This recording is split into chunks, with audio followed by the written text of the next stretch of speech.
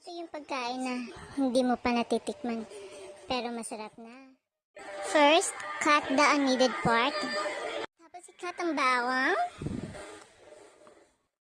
Bawang. Tapos butter.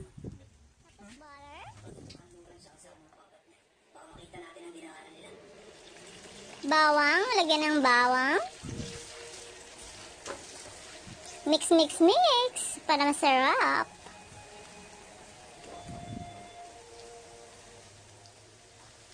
Tapos yung tomato paste. Tapos ilagay na yung soy sauce. Tapos yung tang na juice na tinunaw.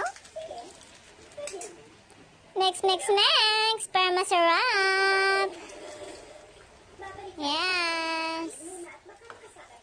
Tapos ilagay na yung pasaya.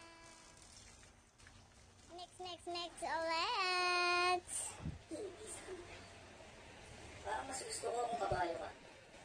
Ito na, titikman na natin.